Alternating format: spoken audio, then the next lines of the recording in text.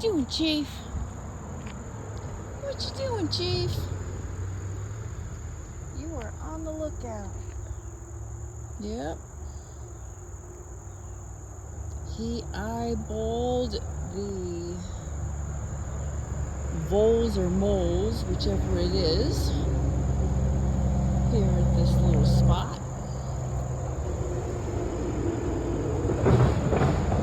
Chased one off into the brush, and now he's waiting patiently for them to resurface. So, thank you, sisters and great spirit. Hoopsie, well, Banana actually has a new bag. And we've decided we need one of those like little beacon things on the top of it because, well, she blends right in now.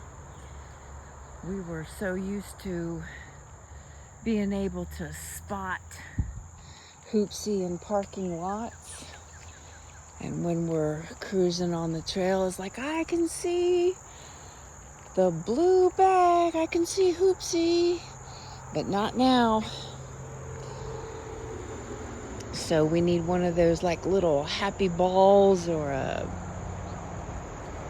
big yellow ball, or a big orange ball, or something on the top of the lock, the bike lock cable that secures Banana up there. We came down here to check it out, see what the ramp's all about. I'll take you down there. Come on, Chief. I get out of view, he'll come chasing. Kind of looks like a bison there, taking a flying leap off that cloud.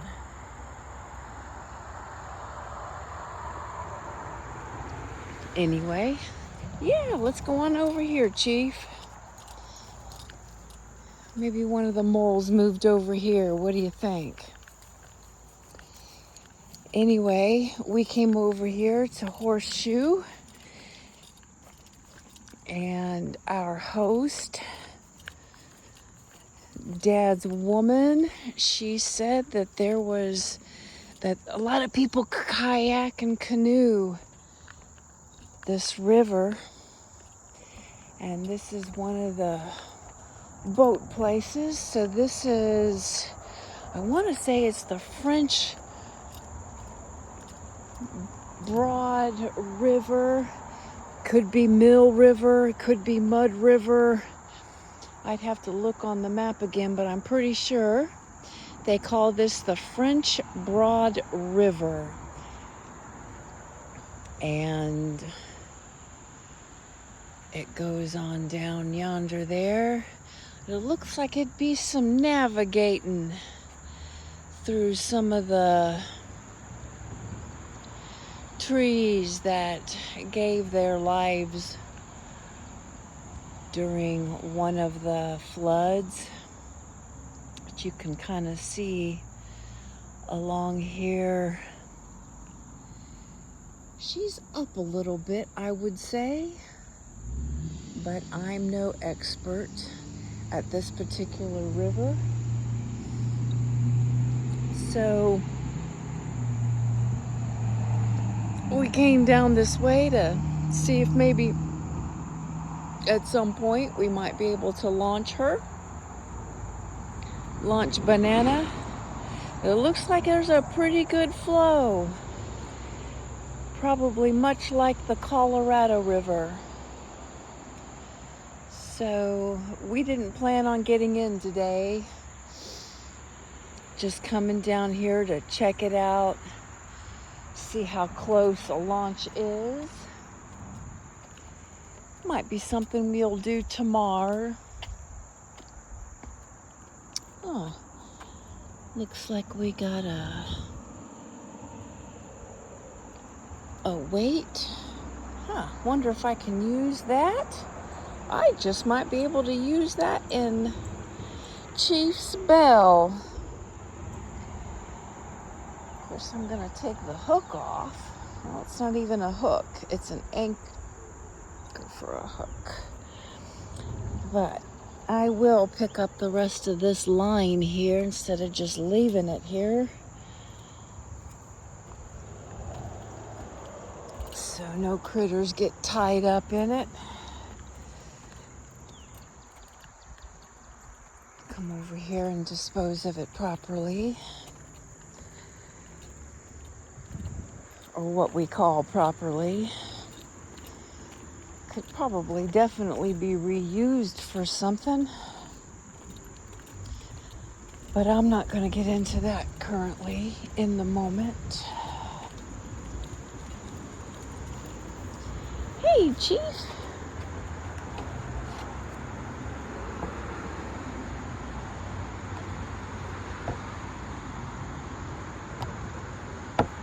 I didn't know I was bringing a whole reel with me.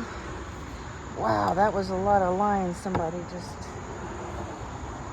discarded. Okay, Chief. How you doing, Chief?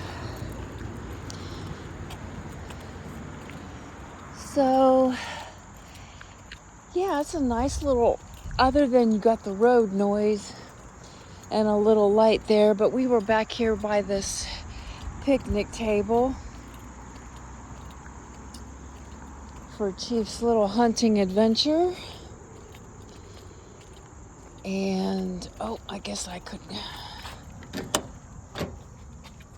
close Hoopsie up completely. Let me put your new little bell ringer in here, Chief.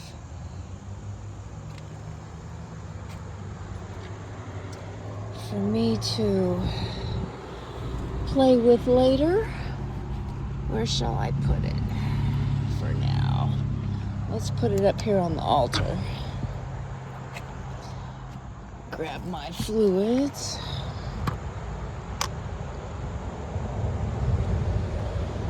Oh, nothing left in there. So let's grab the water. I was looking up and that's pretty sweet going on up there. Storm clouds still a burning. He's like, oh yay, we're not going anywhere. I can keep hunting. Yes, you can, Chief. So, Spirit, wow. Wow. So the adventure with the land continues, and next steps have been laid out before us in a really sweet way. Thank you. Following the breadcrumbs. You're following the moles. We don't really have a walk here, Chief. There's nowhere to really hike and walk. Wednesdays are usually our down day anyway. It's my Sunday. And I get both circles. For me, being with the grandmothers is like a Sunday service. It's definitely our Sunday. We get the beautiful Fire family. He's like, oh, I can't see my Kahoo. I'm going to go run and see where she's at. Thank you, Chief.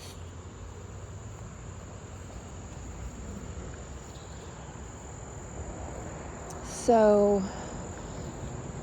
it's my day of rest to a certain degree. Chief still wants his adventure every Wednesday. Yes, we love our adventures, don't we, Chief? And every day is a good day for me, for us. Even the days that tend to be challenging. Because as we were sharing in our fire ceremony,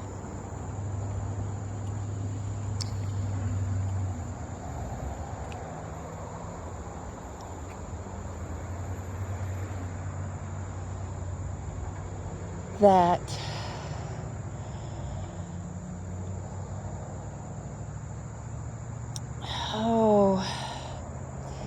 the stories that we tell ourselves, we it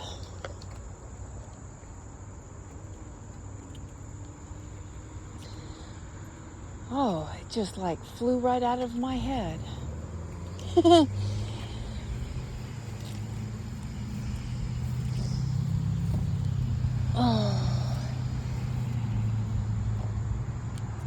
You know, every day is a sacred day.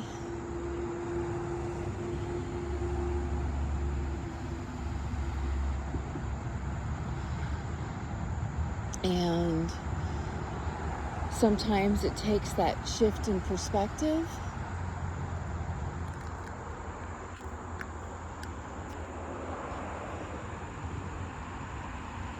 And we can continue sharing the same story and just anchoring that, or allow ourselves to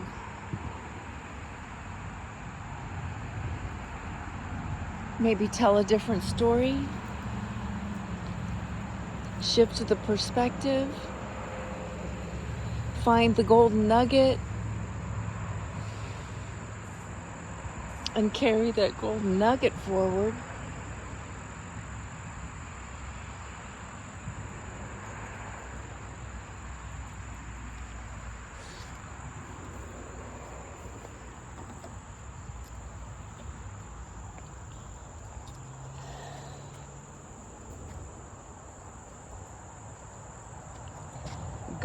Go with the flow kind of thing.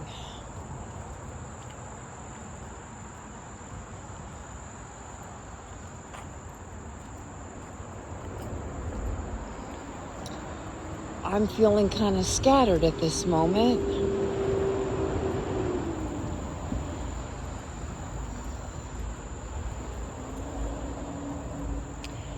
For myself, I want my water bottle. For myself,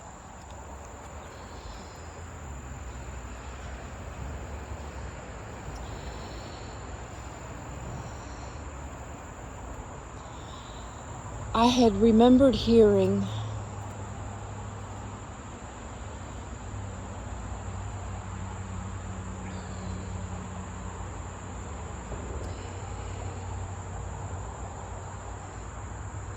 choose a path, choose a path, choose a path.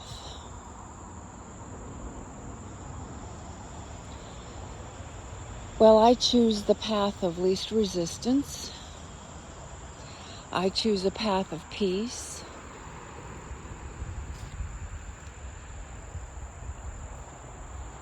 I choose a path of dignity and respect for all the animals, human and non.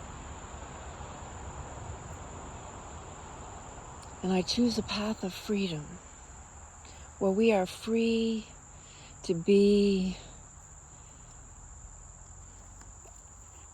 who we are. And when I was working with the non-human animals,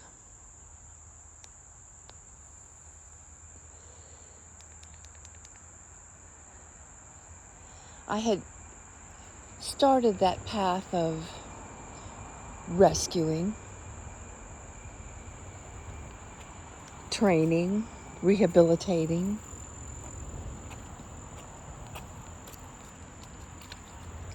And as I was doing so, I was with a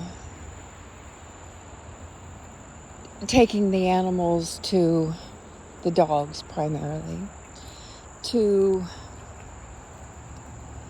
training. And we were using the choker collars, and then I had one where they said, oh, no, you need to use a pinch collar, or oh, no, you need to use this or that. Well, I remember electrocuting myself with a bark collar and going, oh, I don't want to use that. And pinched myself with one of those pinch collars. And it came time where it was like, yeah, there's got to be a different way. And this is when I was in the midst and on my way to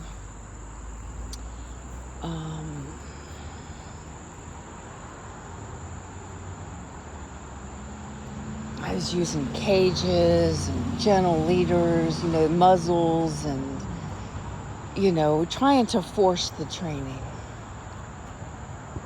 Well, then that led to many different things, and I'm not going to go into all of those, but, compassion fatigue,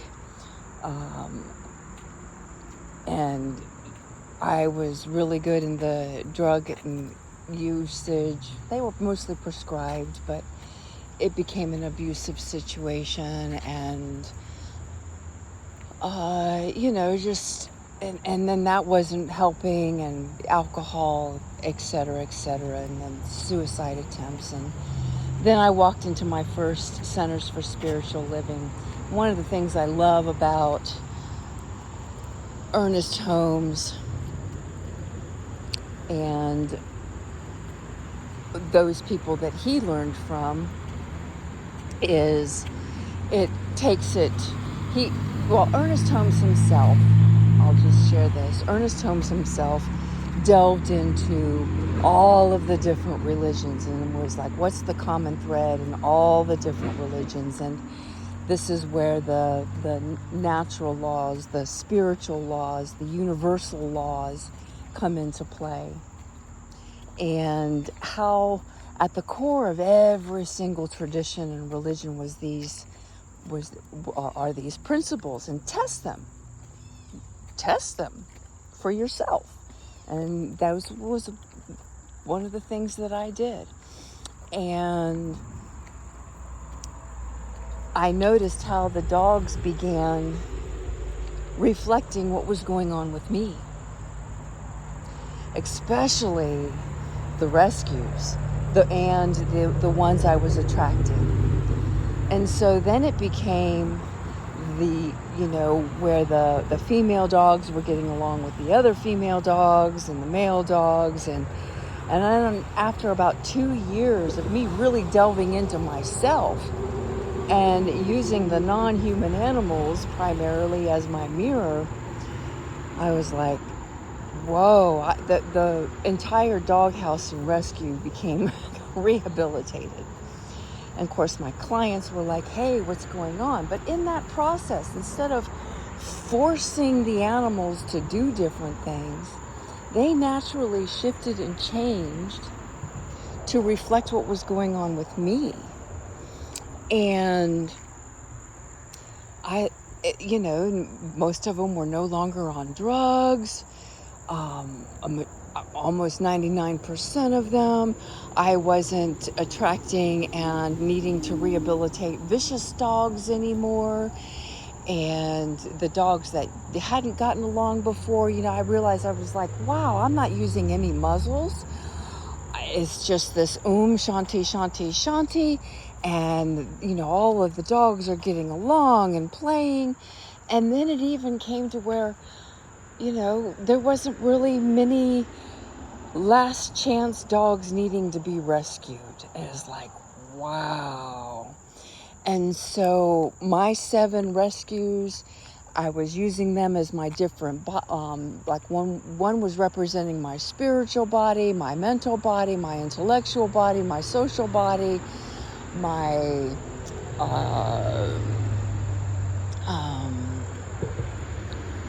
physical, the different bodies that we have inside of ourselves. And I'm walking all 7 of them, and none of them are tugging and pulling. They're just healing right next to me. And before you knew it, all 7 of those dogs either got adopted or made their transition or whatever it may have been taking place. And they became one dog, who was my little Damon, my little Sai Bobby Damon, which is the one that I began traveling and was instrumental, along with my partner, the vice president of the nonprofit, and doing the workshops, the Nature Oneness Weekend Experience. It was absolutely fascinating to watch. But the primary point I'm making here is, rather than forcing it and trying to make them get along and da-da-da-da-da-da-da, I assimilated all of that within myself, and the dogs began naturally demonstrating that. Damon even came, and I could picture in my mind what I would want him to do or to be, and he would do or be that. It was fascinating. I never taught him the word sit. I never taught him the word sit. I would picture him sitting, and he sat. And he healed right next to me 90% of the time, and I could always tell when my mind wasn't focused, because he wouldn't be focused. And so it was just fascinating. Whoa, what do we got coming in here? Sounds like some thunder too. So yeah, it was just fascinating and interesting.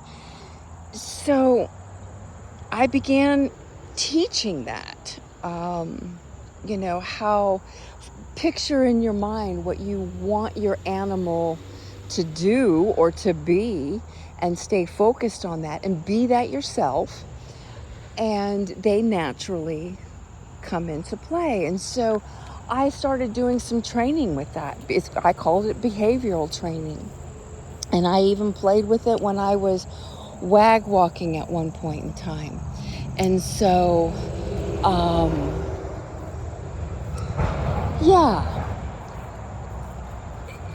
I didn't need to use any kind of pinch collars, choke collars, bark collars, all those different kinds of things.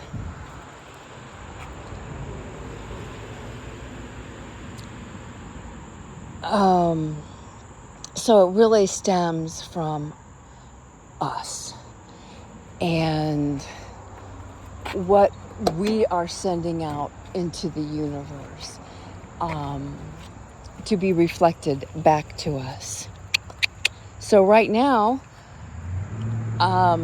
he is focused on this mole and doing his little hunting, and I am focused on my journal entry and